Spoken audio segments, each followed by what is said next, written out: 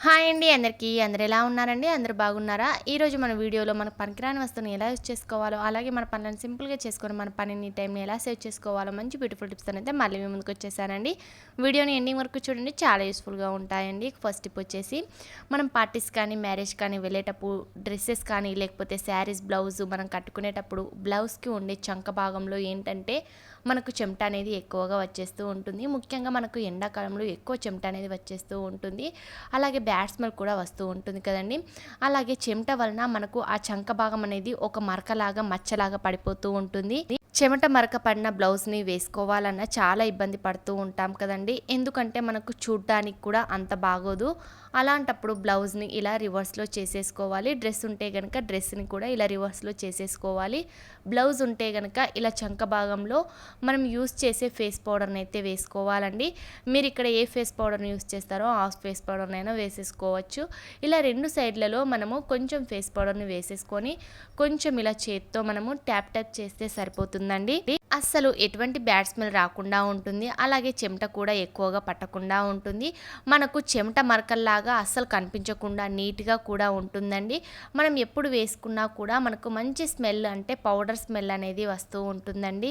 ఎవరికైతే డ్రెస్సెస్ కానీ ఇలా బ్లౌజెస్ వేసుకునేటప్పుడు చెమట ఎక్కువగా వస్తుంది, బ్యాడ్ స్మెల్ వస్తుంది అని అనేవారు ఉంటే కనుక తప్పకుండా ఈ టిప్ని ఒకసారి ట్రై చేసి చూడండి. మనకు బ్యాడ్ స్మెల్ అనేది అస్సలు రాకుండా ఉంటుంది. అంటే చెమట వాసన అనేది రాకుండా ఉంటుంది. అలాగే మనకు బ్లౌజెస్ చంక భాగంలో ఏంటంటే ముఖ్యంగా మచ్చలు అనేవి అంటే చెమట మరకలు అనేవి పడకుండా ఉంటాయండి. యూస్ఫుల్గా అనిపిస్తే ట్రై చేయండి. నచ్చితే ప్లీజ్ లైక్ చేయడం మర్చిపోకండి. ఇక నెక్స్ట్ సెకండ్ టిప్ వచ్చేసి ఎప్పుడైనా చూడండి మనం సబ్బుని యూజ్ చేసిన తర్వాత సబ్బు కవర్ని పడేస్తూ ఉంటాం కదండి. కానీ అలా ఇంకెప్పుడు పడేయకండి. ఎందుకంటే సబ్బు కవర్తో మనకు చాలా యూజెస్ ఉంటాయండి.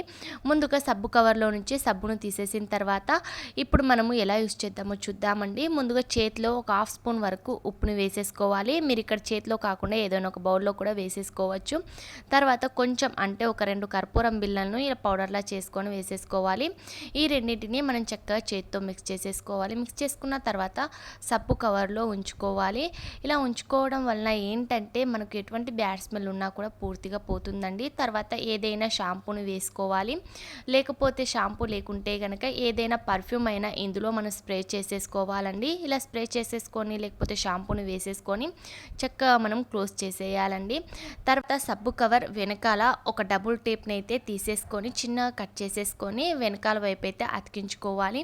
ఇప్పుడు దీన్ని మనం ఎలా యూజ్ చేద్దామో చూద్దామండి.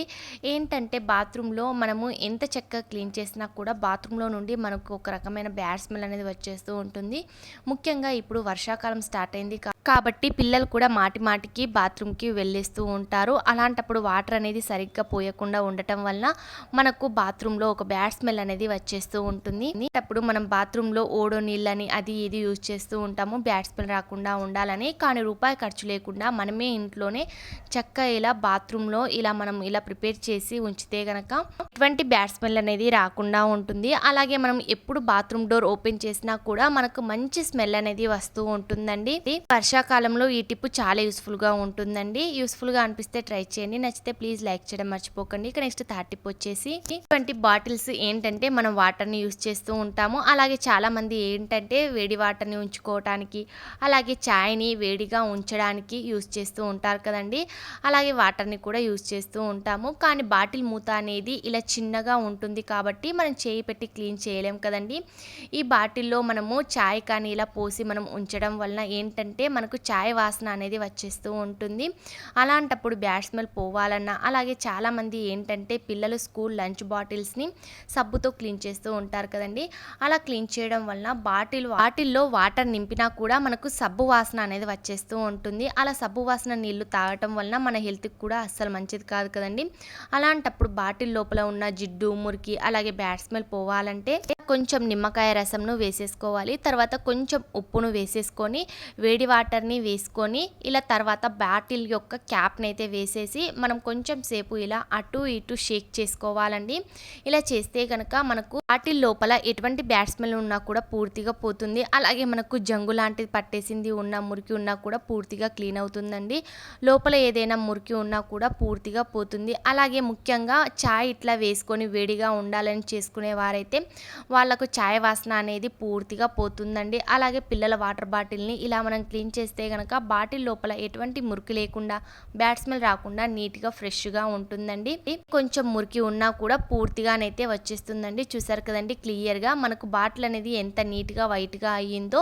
తప్పకుండా మీ పిల్లల వాటర్ బాటిల్ని కూడా ఈ టిప్తో ట్రై చేసి చూడండి. యూస్ఫుల్గా అనిపిస్తే ట్రై చేయండి. నచ్చితే ప్లీజ్ లైక్ చేయడం మర్చిపోకండి. ఇక నెక్స్ట్ ఫోర్త్ టిప్ వచ్చేసి ఇక్కడ చూడండి మనకు గ్యాస్ బర్నర్స్ ఏంటంటే హోల్లో నుంచి సగం మంట అనేది వస్తుంది. అలాగే సగం మంట అనేది అసలు రావటం లేదండి. ఇలా ఎందుకు అవుతుందంటే మనం ఏదో ఒక ఫుడ్ ఐటమ్ స్టవ్ పైన వండుతూ ఉండటం వలన రైస్ కానీ పప్పులు కానీ పొంగిపోయినప్పుడు బర్నర్స్ హోల్లో పైన పడిపోయి బర్నర్స్ హోల్ అనేవి బ్లాక్ అయిపోతూ ఉంటాయి. అలాగే మనకు గ్యాస్ అనేది వేస్ట్ అవుతుంది. అలాంటప్పుడు ఇలా ఒక బౌల్లో గ్యాస్ బర్నర్ని అయితే ఉంచేసుకోవాలి. తర్వాత కొంచెం బర్నర్ పైన కోల్గేట్ను అప్లై చేసేసుకొని ఇలా చేత్తో ఇలా మొత్తం అప్లై చేసుకోవాలండి.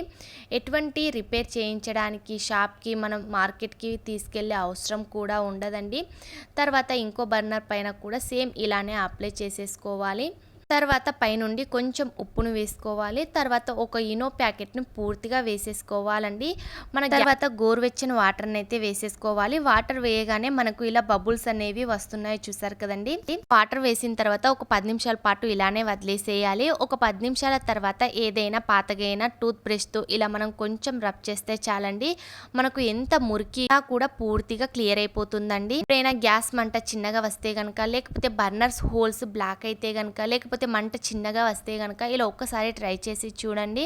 చూస్తున్నారు కదండి జస్ట్ ఇలా రబ్ చేస్తే చాలండి. మనకు చేతికి అనేది ఎంత మురికి అనేది వచ్చేసిందో. ఇక్కడ మనము ఈనో అలాగే మనము సాల్ట్ అలాగే పేస్ట్ వేయటం వల్ల మనకు మురికి అనేది పూర్తిగా పోతుందండి. ఇప్పుడు ఏదైనా ఒక టూత్ పిక్ సహాయంతో బర్నర్ హోల్లో ఇలా మనము టూత్ పిక్ ని తిప్పితే గనక, అంటే అటు ఇటు అంటే గనక ఇంకా ఏదైనా ఫుడ్ ఐటమ్ ఇరుక్కుంది ఉంటే గనక ఈజీగా బయటకు వచ్చేస్తుందండి.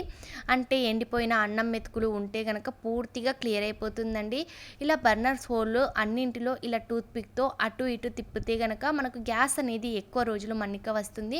మనకు మంట కూడా పెద్దగా వస్తుందండి. తర్వాత మనం మామూలుగా వాటర్తో వాష్ చేసిన తర్వాత ఏదైనా ఒక క్లాత్తో డ్రై క్లాత్తో తుడిచేసుకోవాలి. తుడిచిన తర్వాత చూడండి మనకు బర్నర్స్ అనేవి ఎంత కొత్త దానిలా మెరుస్తున్నాయో. ఇంతకుముందు చూసారు కదండి మనకు బర్నర్స్ అనేవి కొంచెం జిడ్డు జిడ్డుగా ఉండే. ఇలా మనం క్లీన్ చేసిన తర్వాత చూడండి మనకు ఎంత చక్కగా కొత్త దానిలా బర్నర్స్ అయితే ఉన్నాయో. వీడియోలో క్లియర్ గా మీరే అబ్జర్వ్ చేస్తున్నారు కదండి. ఇప్పుడు నేను ఇక్కడ బర్నర్స్ పెట్టి ఆన్ చేసి చూపిస్తున్నాను చూడండి. మనకు మంట కూడా పెద్దగా వస్తుంది. ముఖ్యంగా మనకు గ్యాస్ అనేది ఆదా అవుతుందండి. యూస్ఫుల్ గా అనిపిస్తే ట్రై చేయండి. నచ్చితే ప్లీజ్ లైక్ చేయడం మర్చిపోకండి. ఇటువంటి బ్యూటిఫుల్ కిచెన్ టిప్స్ ని ఫ్రెండ్స్ అండ్ ఫ్యామిలీ మెంబర్స్ కి షేర్ చేయండి. ఇంకా మీరు ఎవరైనా ఛానల్ సబ్స్క్రైబ్ చేసుకోలేకపోతే ప్లీజ్ సబ్స్క్రైబ్ చేసుకొని పక్కన ఉన్న బెల్ ఐకాన్ ఆన్ లో క్లిక్ చేస్తే నేను డైలీ చేసే వీడియోస్ మీకు నోటిఫికేషన్ వస్తాయండి. అలాగే ఈ టిప్ లో ఏ టిప్ అయితే బాగా నచ్చిందో కామెంట్ బాక్స్ లో కామెంట్ చేయండి. మళ్ళీ ఇటువంటి బ్యూటిఫుల్ కిచెన్ టిప్స్తో మళ్ళీ మీ ముందుకు వచ్చేస్తానండి. అంతవరకు సెలవు. Thank you for watching. By by. Take care.